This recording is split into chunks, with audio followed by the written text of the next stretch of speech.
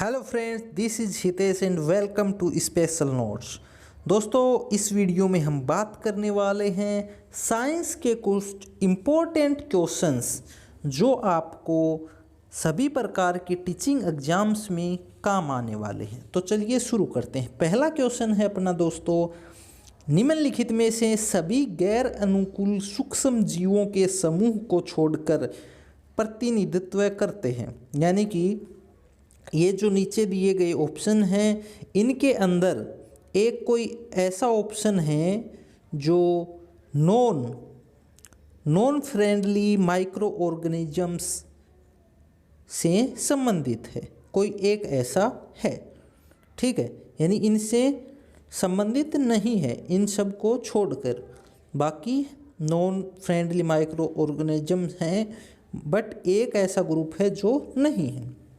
Option आपके सामने है, खमीर लैक्टोबैसिलियस राइबोजोबियम बैसिलियस एंथ्रेसिस। दूसरा है खमीर मलेरिया परजीवी लैक्टोबैसिलियस राइजोबियम। तीसरा है खमीर लैक्टोबैसिलियस रोटीमोल्ड रहीजोबियम। लास्ट है खमीर लैक्टोबैसिलस राइजोबियम नाइट्रोसोमोनास।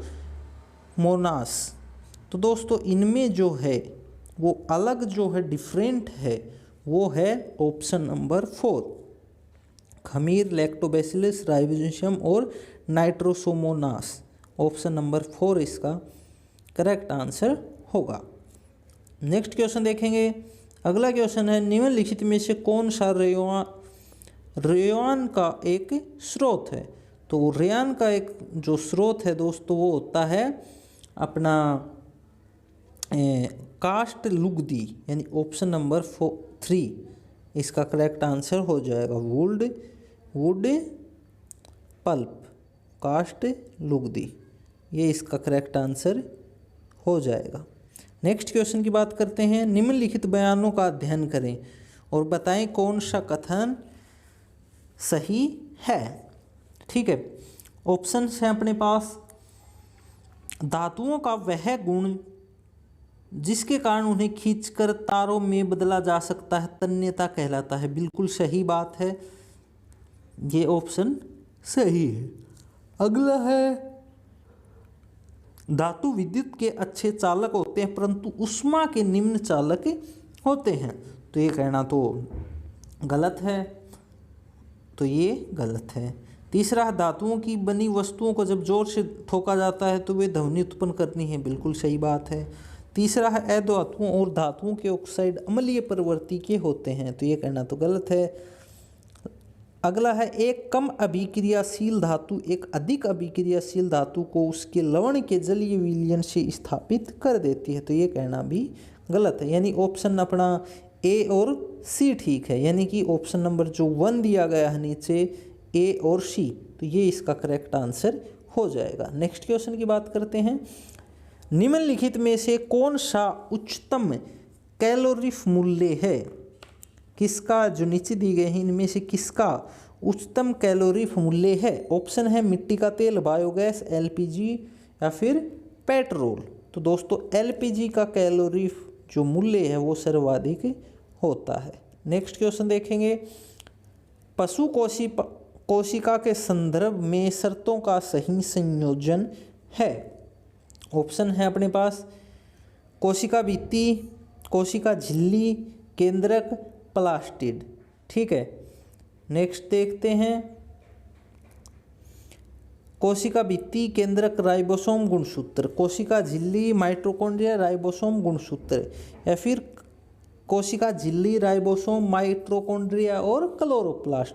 तो जो अपने पशु कोशिका है उसके संदर्भ में जो सही संयोजन है वो हो जाएगा दोस्तों ऑप्शन नंबर 4।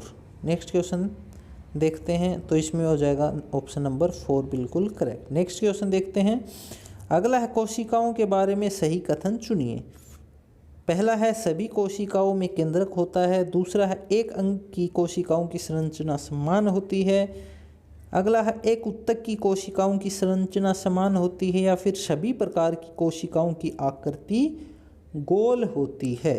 तो दोस्तों एक उत्तक की कोशिकाओं की संरचना जो होती है वो समान होती है। ऑप्शन नंबर जो थर्ड है ये यहाँ पे करेक्ट आंसर होगा कि जो एक उत्तक है उसकी कोशिकाएं हैं उनकी संरचना समान होती है। नेक्स्ट क्वेश्चन देखेंगे, उस मादा हार्मोन का नाम बताइए जो अंडाशयों से उत्पन्न होता है तथा स्तन ग्रंथियों के विकास में सहायक होता है। तो दोस्तों जो एस्ट्रोजन होता है, एस्ट्रोजन जो होता है वो स्तन ग्रंथियों के विकास में सहायक होता है। नेक्स्ट क्वेश्चन की बात करते हैं, किसी बड़े व्यापारिक संस्थान के भवन से मुख्य सड़क तक पहुंचने के लिए 4 रास्ते हैं।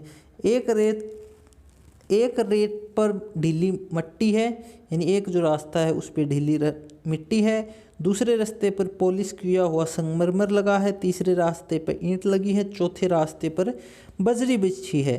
तेज वर्षा हो रही है और पहली मुख्य सड़क तक पहुंचना चाहती है। ठीक है, जिस रास्ते पर उसने फिसलने की सबसे कम संभावना है वह रास्ता है। ऑप्शन है ढीली मिट्टी, पॉलिश किया हुआ संगमरमर, ईंटें बिछी हैं या फिर बजरी। तो दोस्तों बिल्कुल करेक्ट आंसर होगा इसका बजरी, क्योंकि ये सबसे कम फिसलन वाली जगह होगी। सीधी सी बात है, बहुत ही आसान क्वेश्चन था। नेक्स्ट क्वेश्चन है, ध्वनि की प्रबलता निर्भर करती है, जो ध्वनि है उसकी प्रबलता किसके ऊपर निर्भर करती है? आयाम पर, आवर्ती पर, आवर्तकाल पर या फिर चाल पर? तो दोस्तों ध्वनि की जो प्रबलता है वो इसके आयाम पर निर्भर करती है, यानी ऑप्शन नंबर 1 इसका करेक्ट आंसर हो जाएगा। नेक्स्ट क्वेश्चन की बात करते हैं, निम्नलिखित में से कौन सा कथन गलत है? ठीक है, कौन सा कथन गलत है? ऑप्शन देखते हैं, भूकंप पृथ्वी पर हर समय कहीं ना कहीं आते रहते हैं। भूकंप पृथ्वी पर हर समय कहीं ना कहीं आते रहते हैं। तो ये बात कहना मतलब ज़्यादा सही हमें तो नहीं लग रहा, तो इसको एक बार छोड़ देते हैं। दूसरा है, पृथ्वी की सबसे ऊपरी परत की प्लेटें निरंतर गति करती रहती हैं। तो ये तो बात गलत है, सबसे ऊपर की परत गति नहीं करती हैं। पृथ्वी की भूस्पंद ज्वालामुखी के फटने कारण भी उत्पन्न हो सकते हैं। फटने कारण ये भी गलत है। विद्युत विसर्जन की प्रक्रिया बादलों तथा पृथ्वी के बीच नहीं हो सकती है। पृथ्वी तथा बादलों के बीच नहीं हो सकती है। तो ये बात तो सही है, ये पृथ्वी और बादलों के बीच नहीं हो सकती है, यानी कि ये ठीक है, बाकी सब गलत है। आगे और देखते हैं, तड़ित झंझा के समय खुले स्थान में स्नान करने से बचना चाहिए। तो ऐसा भी कुछ नहीं है। तो जो अपना ऑप्शन है वो जो था करेक्ट था केवल डी, तो अपना ऑप्शन हो जाएगा यहाँ केवल D, option number 3। Next question है, यदि आपने किसी विशेष दिन पर पूर्ण चंद्रमा देखा है, कितने दिनों के पश्चात आप फिर से पूर्ण चंद्रमा देख पाएंगे? तो सीधी सी बात है दोस्तों, 15 दिन के बाद चंद्रमा पूरा है, फिर अमावस्या आएगी, फिर 14-15 दिन के बाद में सेम मतलब पूर्ण चंद्रमा देखा जाएगा। तो लगभग 29 दिन के बाद में ये ऐसा होता है, यानी कि ऑप्शन नंबर जो 3 है इसका करेक्ट आंसर हो जाएगा। नेक्स्ट क्वेश्चन है, निम्नलिखित में से कौन सा 360 ग्राम जल को सही रूप से प्रदर्शित करता है? कौन सा 360 ग्राम जल को सही रूप से प्रदर्शित करता है? देखिए ऑप्शंस दिए गए हैं आपके सामने। 20 मोल जल, ये भी सही है इसका वैसे देखा जाए तो, और ये भी सही होता है। ये कुछ याद रखने की चीज़ें हैं, ये भी दोनों इसके सही हैं, यानी दूसरा और चौथा। तो दूसरा और चौथा अपने सिर्फ 4th ऑप्शन में है, तो इसका करेक्ट आंसर 4th हो जाएगा। नेक्स्ट क्वेश्चन की तरफ बढ़ देंगे। एक संयोजकता वाले तत्व होते हैं, जिन तत्वों की संयोजकता 1 होती है वो कौन से तत्व होते हैं? धातु या अधातु? दोस्तों कोई भी हो सकते हैं, धातु भी हो सकते हैं या अधातु भी हो सकते हैं। तो ऑप्शन नंबर जो 3 है इसका करेक्ट आंसर हो जाएगा, धातु या अधातु दोनों हो सकते हैं। नेक्स्ट क्वेश्चन है, निम्नलिखित में से कौन सा रसतरी का कार्य नहीं है? संग्रहण, कोशिका को स्फीति या दृढ़ता प्रदान करना, अपशिष्ट उत्सर्जन या फिर गमन। तो दोस्तों गमन इसका, लोकोमोशन या गमन इसका कार्य नहीं होता, बाकी सारे इसके कार्य हैं। नेक्स्ट क्वेश्चन है, मान लीजिए कोई लड़का 10 मीटर प्रति सेकंड की नियत चाल से चल रहा है, मेरी गो राउंड चूल्हे पर सवारी करने का आनंद ले रहा है। चल रहे यानी कि ये है, इसमें 10 मीटर प्रति सेकंड की नियत चाल से एक झूला, मैरी गो राउंड झूला है, वो चल रहा है, उसकी सवारी करने का एक लड़का आनंद ले रहा है।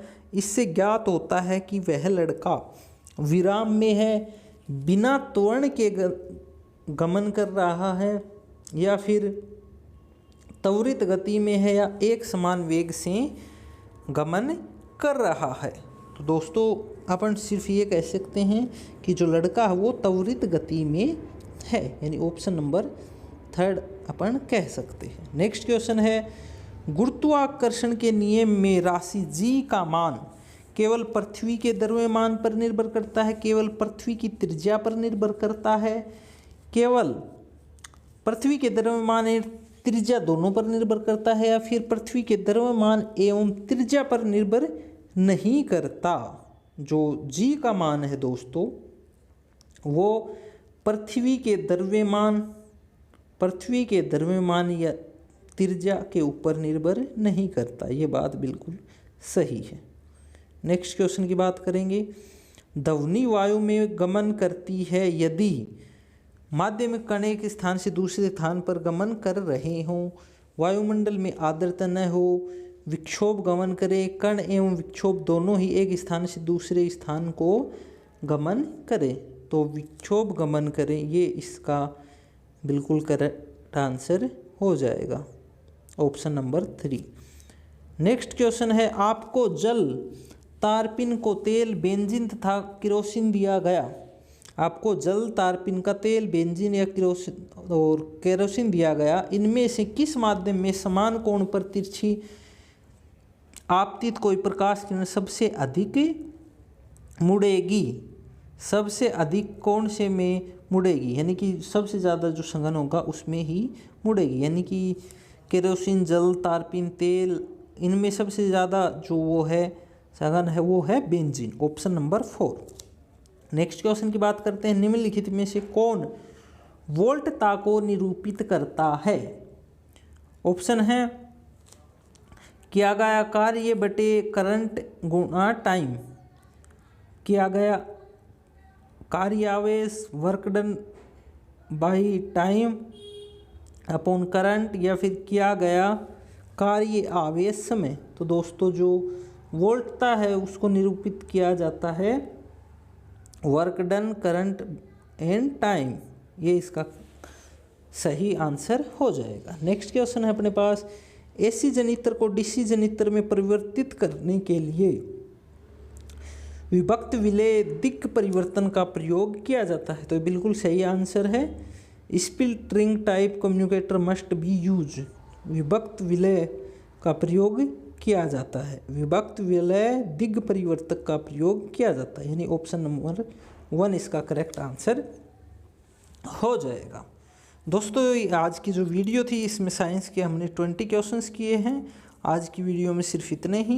वीडियो अच्छी लगी हो तो दोस्तों शेयर कर सकते हैं इसको अपने दोस्तों के साथ। चैनल पर नए हैं सब्सक्राइब कर दीजिए।